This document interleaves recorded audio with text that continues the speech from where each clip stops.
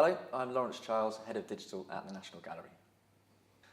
So here at the Gallery, we began our journey of investing in digital in sort of 2017, 2018, and whilst we were on that journey, investing in a team and building up new uses of digital, like everybody, lockdown affected everyone quite hard, and we became a digital-first gallery. Luckily, we were in a very good position for that already. And what we noticed during that period was our virtual tours became really, really important to people, how they could connect with the gallery, how they could see what was going on and keep that connection to art and places that they loved. But those virtual tours were quite old. They were done in ways that maybe wasn't particularly engaging.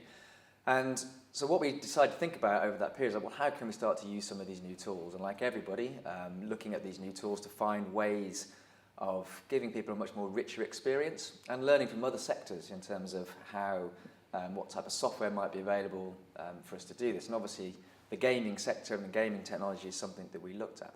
Through that process, preview tools is something that we started to look at, and finding ways that we could use new gaming technology, use the new models that we might create at the gallery, but also work at speed and try and build that into our production schedule and find simple ways that this was going to impact on our production and impact on what we're producing in terms of content.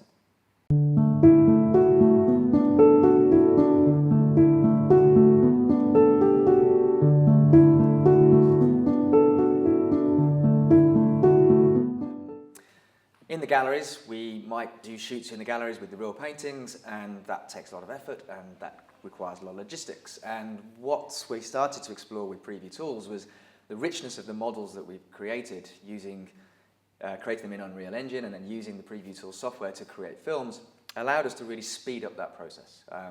The quality that we can now get of putting in our paintings and the quality of those reproductions into these virtual spaces and then how they're used for content creation was something that was really attractive. We didn't have to think about how to bring in equipment to do shoots. The time and the speed we were able to work at meant that we could create these new environments to talk about our content, but also to start thinking about different context. Can we create new different type of experiences or different paintings next to each other so we can talk about them in new ways? A rainy afternoon in Paris. We find ourselves in a busy Parisian street. We're surrounded by people and a canopy of umbrellas. Renoir created this painting in 2 stages. We can tell because of the changes in women's fashion. So the process of getting these models created actually is something that we're quite excited about because it's been actually quite a quick process. There are many discussions around how detailed we might need to be or whether it's an archival scan, but for what we need here and what we're creating, we don't need to go that far. We are able to have good dialogue around the level of detail we need to go to create that believable experience. That could be really straightforward. It could be just representations of the gallery. It could just be those paintings on the walls as we do in the physical space. But we do feel there's something more here, and I think we can only start to build the assets around us and start to think more creatively around them. So we're ready for whatever the future of the virtual museum or the future of technology is going to throw at us. We need to have those resources to hand. Building models of the gallery allows us to start to play in this space. Having our paintings in really high quality reproductions so that we can drop them into these type of spaces is where we need to be. And how we then use those assets to create new rich experiences, we can just be ready for the future. What's that coming over the hill? Is it a monster? Is it a monster? What's that coming over the hill? Is it a monster? Is it a monster? So one of the preconceptions really about doing virtual experiences like this or kind of thinking about digital in general has always been this tension between the physical and the digital visitor.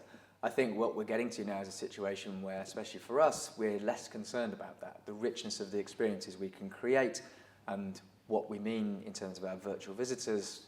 Do they necessarily need to translate into a physical visit? Obviously, coming to the gallery and seeing the paintings is hugely important, and nothing can really totally beat coming to see the paintings. However, the richness of the engagement you can now have and the quality of the reproduction of the paintings means that it's a different experience, and it might mean that at some point you come to the gallery, but it's no longer thought about as a secondary thing. The gallery obviously has a limited capacity.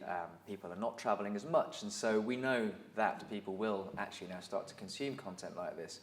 And that's one of our ambitions, is to how we can take the gallery's stories much wider, providing for a global audience, and start to think about ourselves as a global media organisation.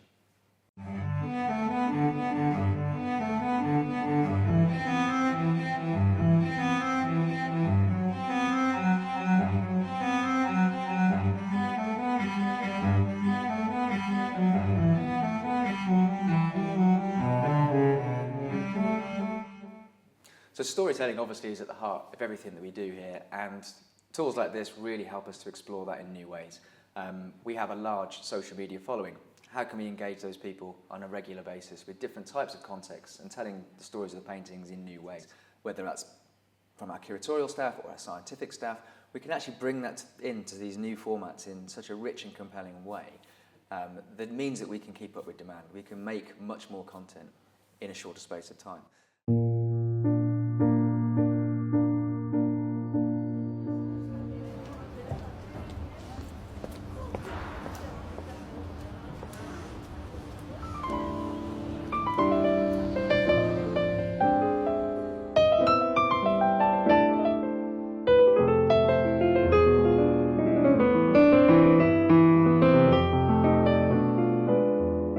So we've had this particular software in use within a team for the last year and a half, and then essentially that's really been around producing social media content, which has been incredibly successful.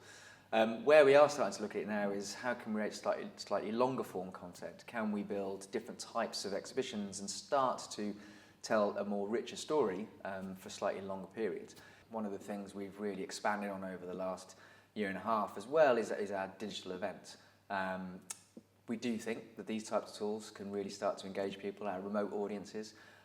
It's something we're thinking about in terms of how we build a greater global reach for the type of gallery experiences we want to create and the sort of stories we want to tell.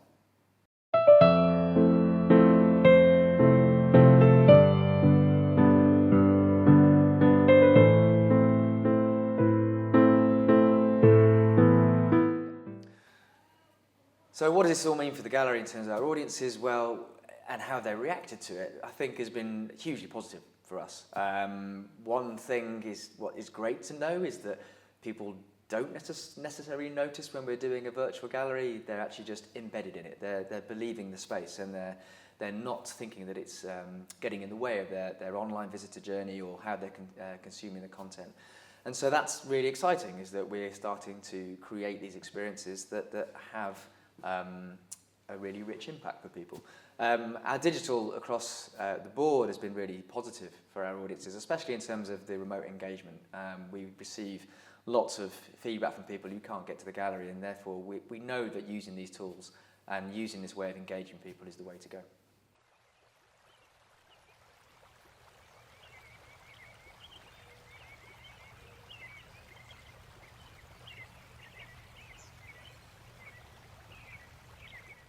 So where we are now is starting to think about what other potential uses we have for virtual production and software like this, and learning obviously is something is a huge important thing for the gallery. We've done a lot of co-creative projects in the last few years, working directly with audiences, and we do think that tools like this are really helpful and could be potentially really helpful in the creation of content with our audiences, and how they will learn about the paintings in new ways by actually being able to either create their own virtual galleries or to be able to simply create their own films where they are in control of kind of how they want to talk about them. And we think there's a huge amount of potential for that.